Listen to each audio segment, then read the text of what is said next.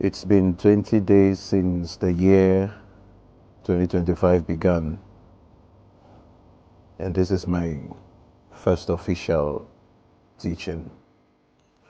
I told you I will begin the year with teachings on the series I titled Ancestry, and this is the first part of it.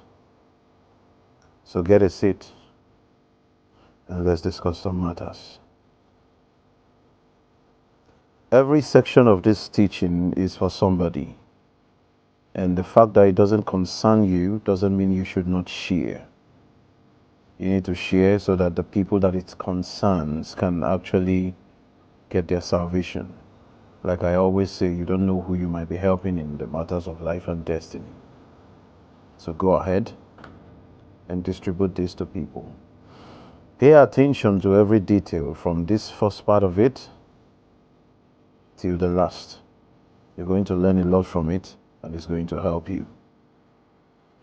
So this part one is specifically for two kinds of people. One are the people who came into life. There was no inheritance kept for them. Their fathers didn't leave anything behind. And in the realms of the supernatural, there was nothing in the spiritual banks of their fathers. They are left to hustle and struggle on their own. If you're one of those kind of people, listen to this and pay attention carefully. Now, the second people are people who are born maybe out of wedlock, and the man that married your mother, after all, rejected you or decided to, just do away with you. You're not going to kill yourself. All right? So that you're suffering today is not the end of the road for you. A lot of people have been through this, and we've actually helped a lot of people to come out from that. So pay attention.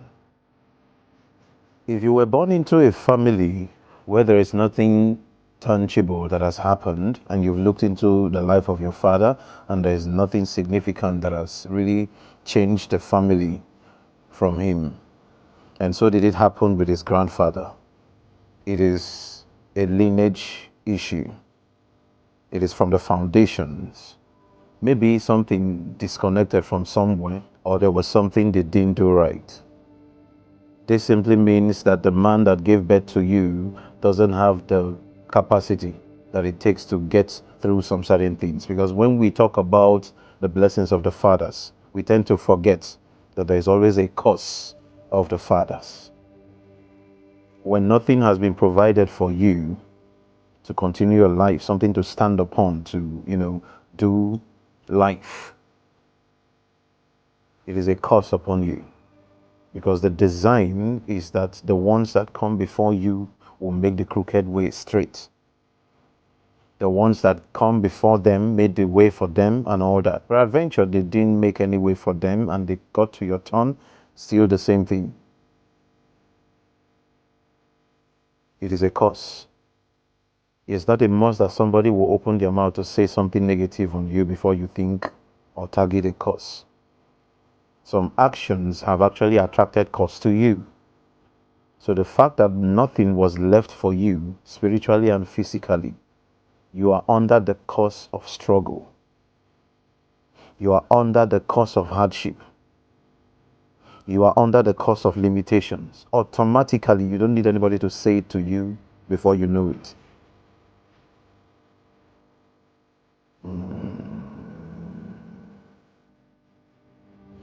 When Jacob came to their father, Isaac, and said, "Give me the blessing," he said, "The voice sounds like Jacob, but the body, the flesh, feels like Esau." And he blessed him after all, and then at the end of the day, Esau came back for something. If it was something that just the mouth could do, why couldn't he bless Esau? But he simply said, the blessings is no more.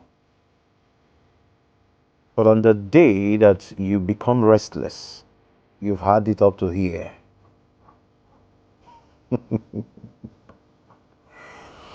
I told you your traditions is what we have in the Bible. You Africans, but you would not pay attention to my words until the day was game. You will understand. He said, nothing remaining but on that day. So there comes a time in the life of every man that he becomes restless, gets it up to here.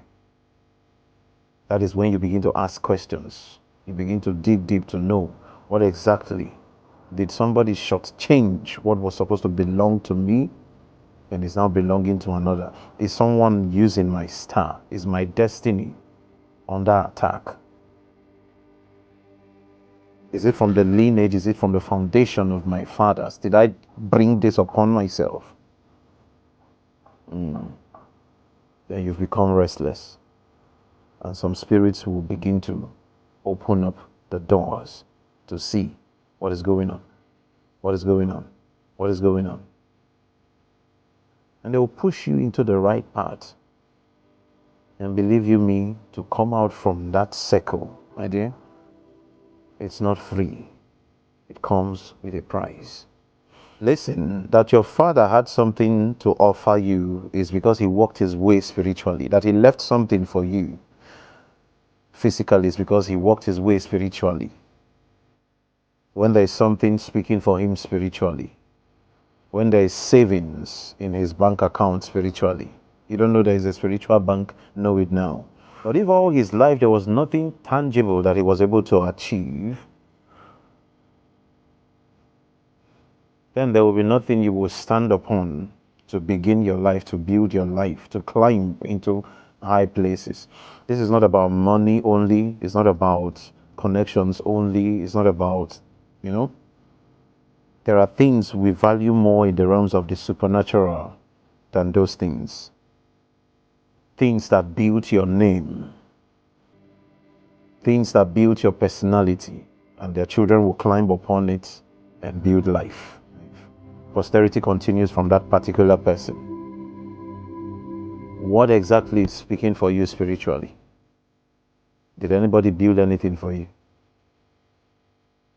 What spiritual resources are you operating upon? You don't have any. This is happening to many people, and they go to places and prophecy told them that somebody is doing them, somebody from their family is working against them and all that. No. The truth is that someone who has nothing to give you. So when we talk about reincarnation, the person who reincarnated to you also, what does the person have to offer you? Let's say your great-grandfather reincarnated to you, and in his time, he was the one that owns, the highest yam barn, and what is it called? Is the biggest palm wine tapper, the biggest farmlands, is the Odogu of his time. And he comes into this earth at this time. I hope you know that everything he worked for, no matter who he handed it over to, whether they squandered it or they used it properly, what he built at that time, he will still be recognized for it in the realms of the supernatural. That ability, that star, that mantle is still there. He comes into this place and he picks it up also.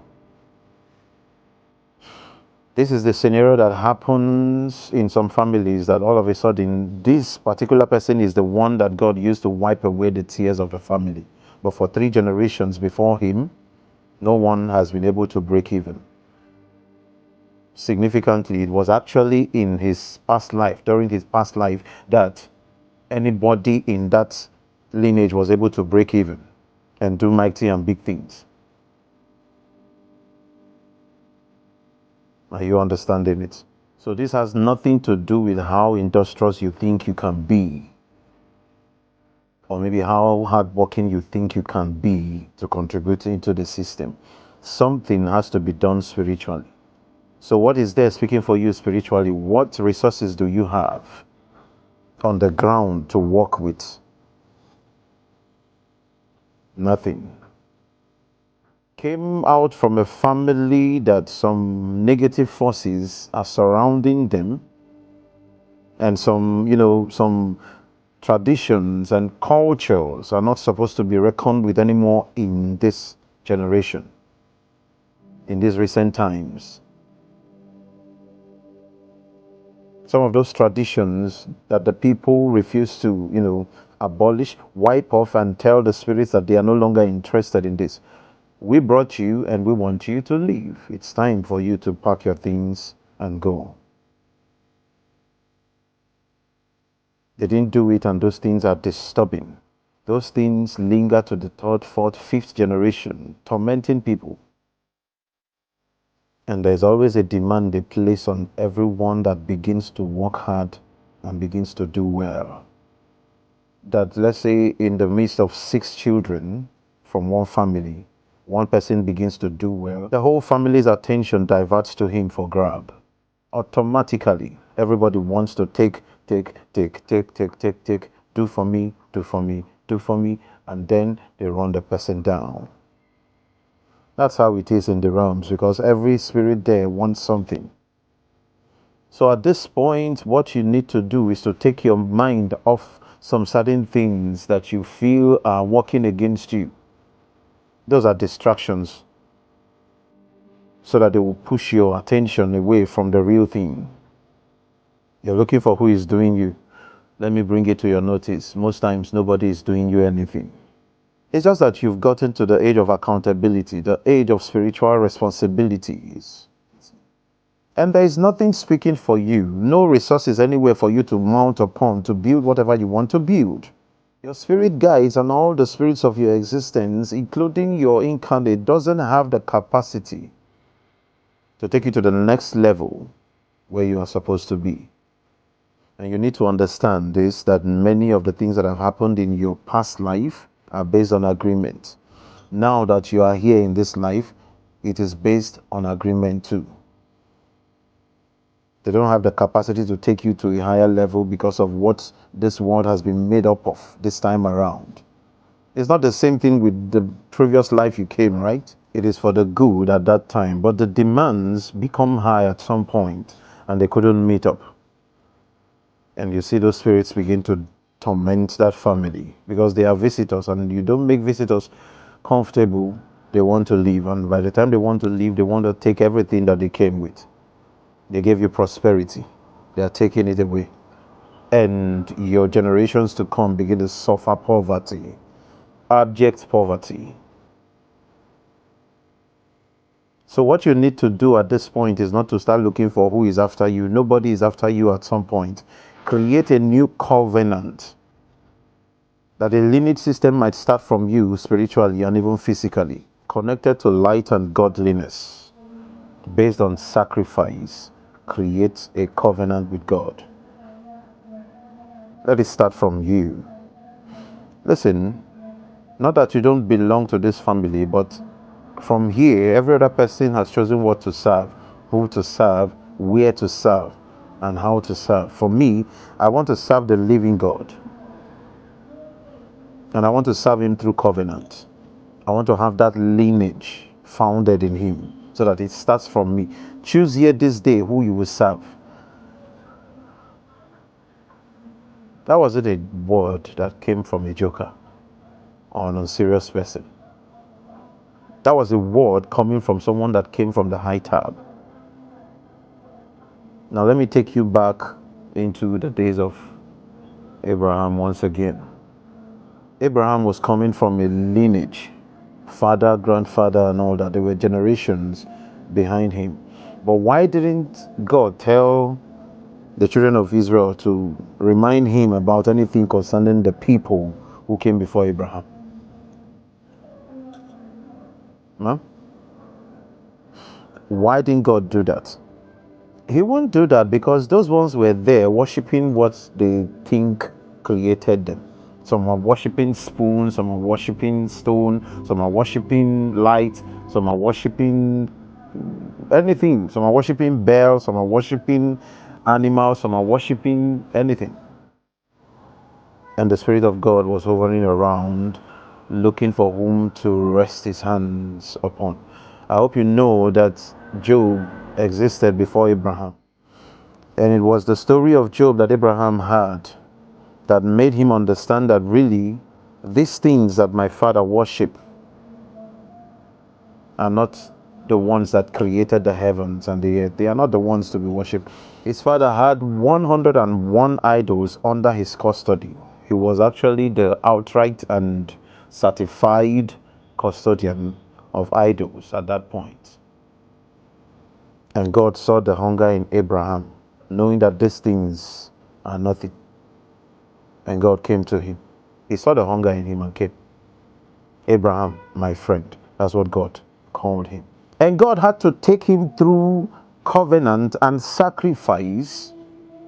And a lineage started from him. A generation started from him. That's why God would say, remind me of the covenant I had with your father, Abraham, because he knew it wasn't easy for me to get Abraham out of his father's house. It wasn't even easy for him to say yes to me. But because there was a hunger in him. So that's the reason why God will say to the children of Israel, remind me of the covenant I had with your fathers, Abraham, Isaac, and Israel.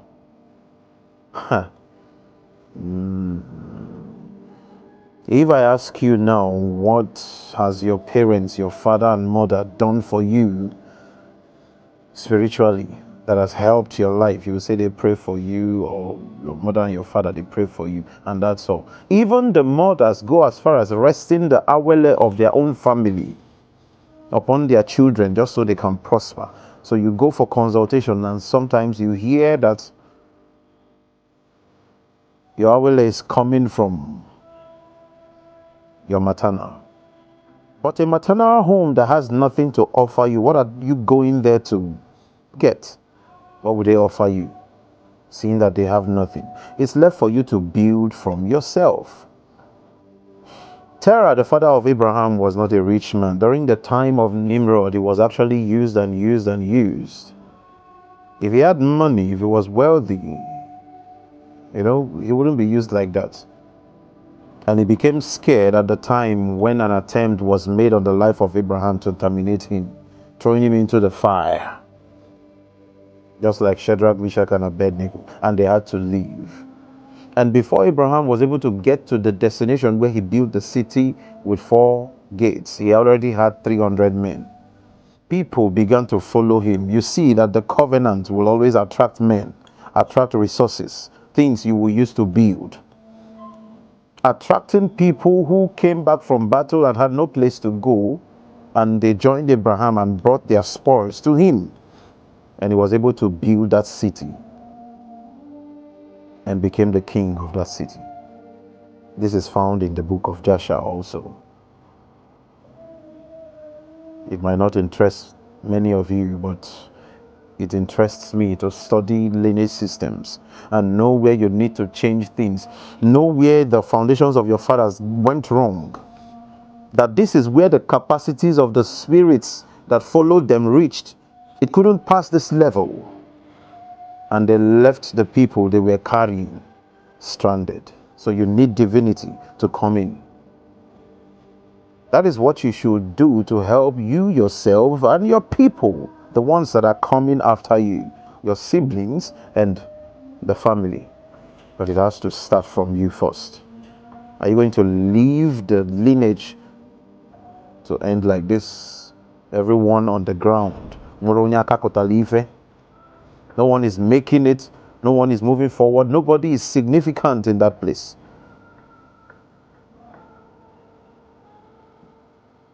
Find out what it will take to create a new covenant with the name you bear. Know what it's going to take and start a lineage system. This is not about religion. And the moment you begin to do those things, you begin to see the light of God and you see yourself operating on another level. The things you never expected will be easy, becomes easy with time. Don't put yourself in the place where you are looking at the people whom their fathers have created, wealth for. They've created a path for them. Help them to build some certain things, and then you're expecting that their life and your life will be the same. No. Don't forget that the rich always want their sons and daughters to maintain the standard by getting married to also the rich and wealthy.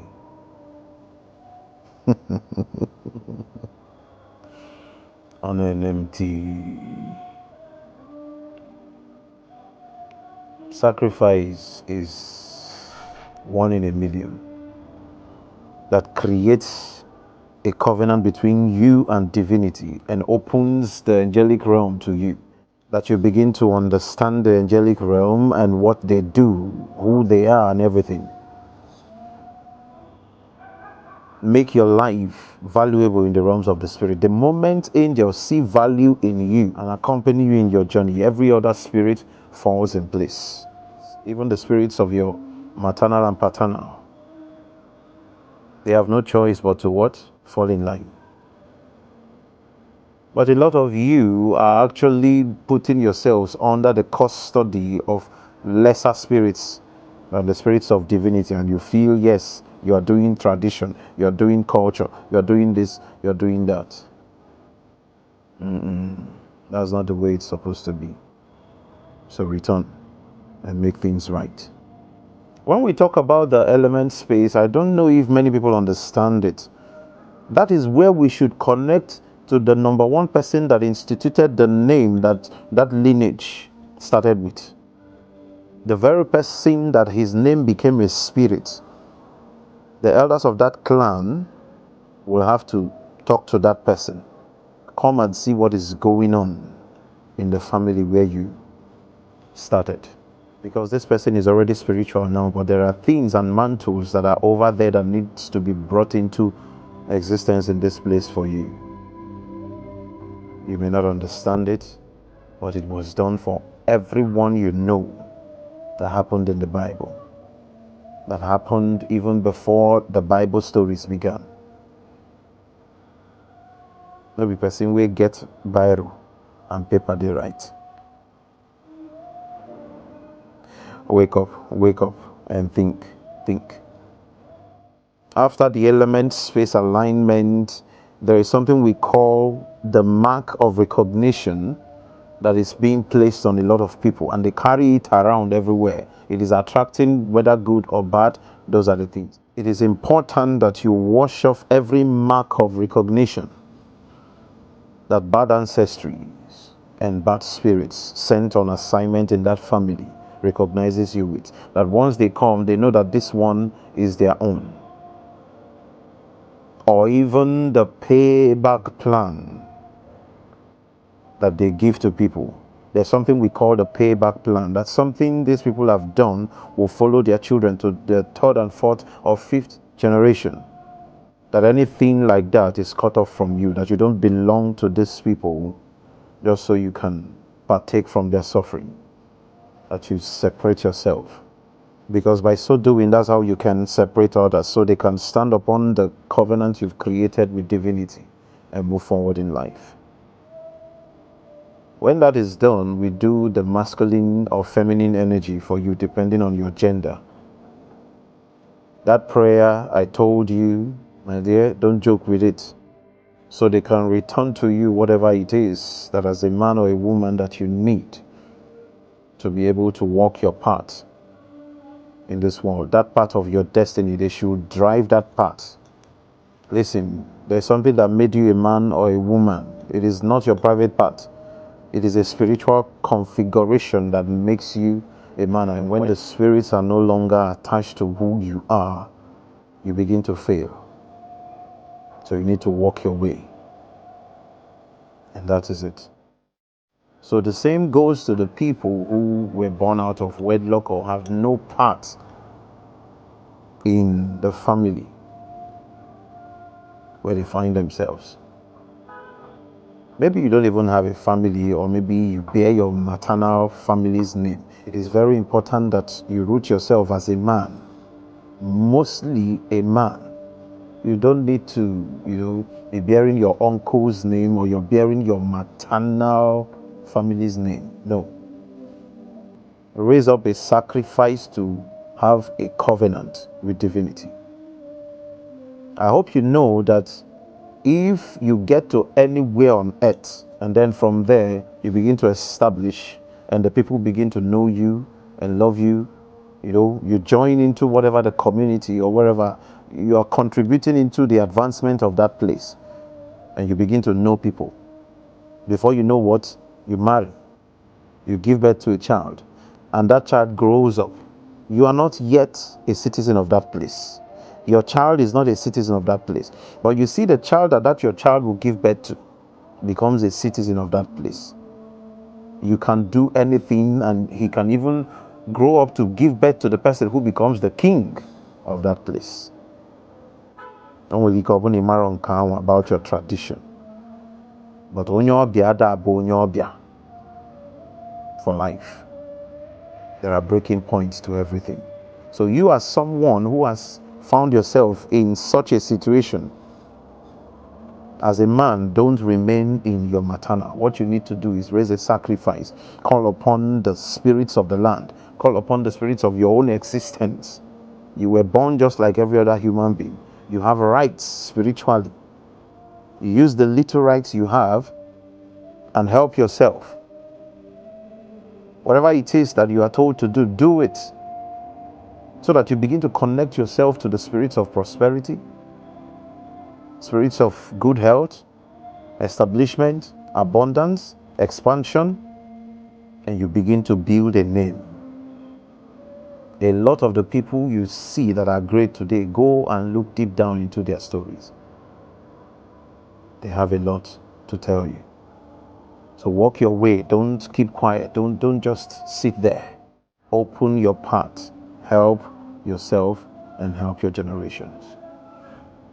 I've already made this teaching long, but I just needed you to have an understanding, and this is where I draw a conclusion to this part 1.